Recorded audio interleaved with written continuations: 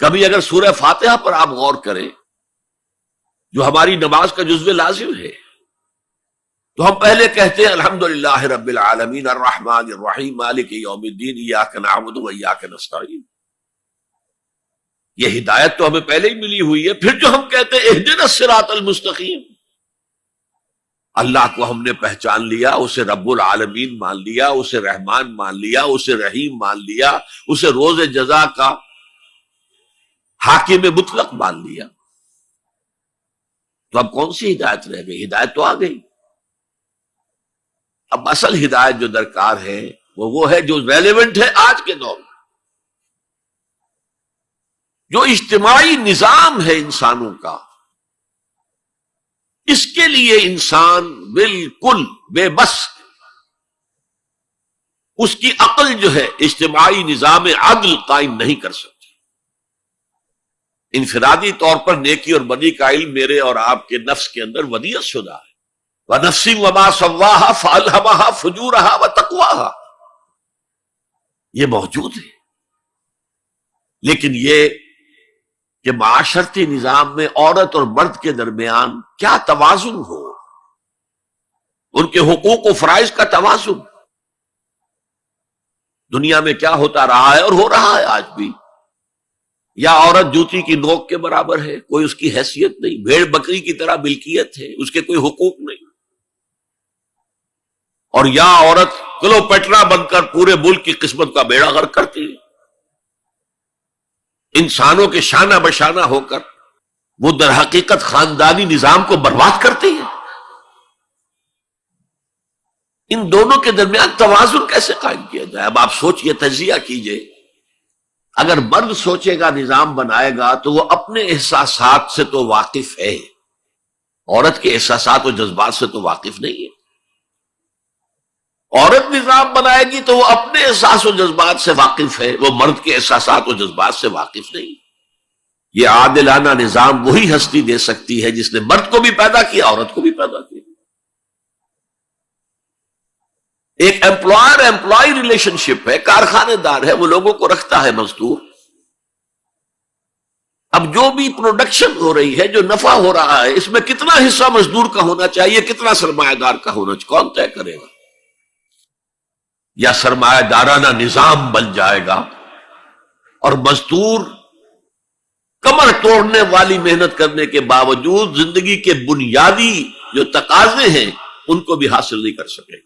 میں نے آپ کے ممبئی شہر میں جو اس وقت دیکھا ہے، یہ جو چھوٹے چھوٹے خانے بنے ہوئے کبوتروں کے سے جن میں انسان رہ رہے ہیں اور پوری زندگی ان میں گزارتے ہیں، یہ انسان، جبکہ اونچے اونچے محل موجود ہیں، بڑی بڑی عمارتیں موجود ہیں، ایکڑوں پر پھیلی ہوئی کوٹھیاں موجود ہیں.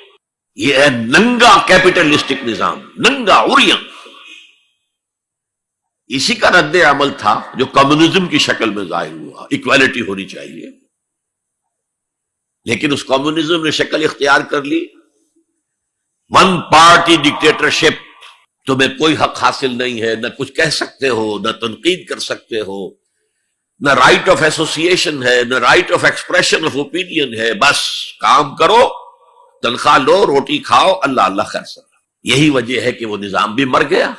اسی طریقے سے کسی بھی نظام میں اگرچہ حاکم مطلق تو اللہ ہے، پھر بھی کوئی نظام آپ بنائیں گے تو کچھ حکام ہوں گے، اولو الامر ہوں گے. خلافت راشدہ میں بھی تھے نا، امیر المومنین تھے، اولو الامر تھے.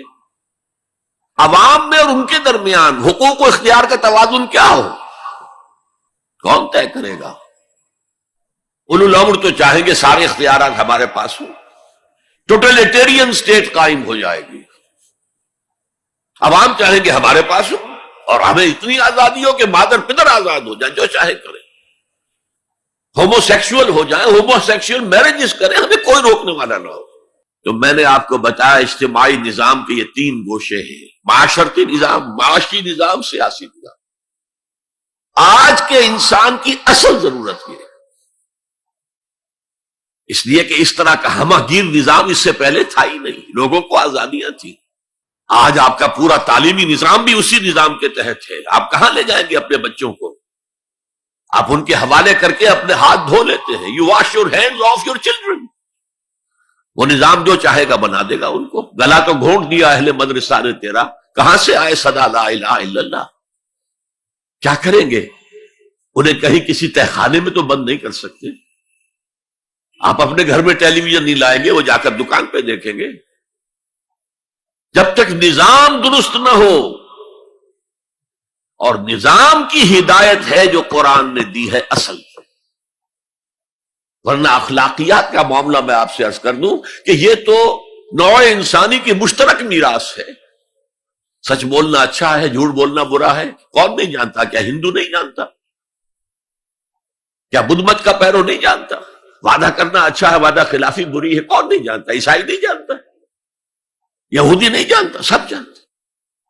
بیسک ہیومن مورالٹی تو ہمارے اندر ہے، جیسا کہ میں نے آیت آپ کو سنائی. وَنَفْسٍ وَمَا سَوَّاهَا فَأَلْهَمَهَا فُجُورَهَا وَتَقْوَاهَا. انسان کا نفس جو اللہ نے پوری طرح تیار کر دیا، نوک پلک سوار دی، اور اس میں نیکی اور بدی کی تمیز ودیت کر دی.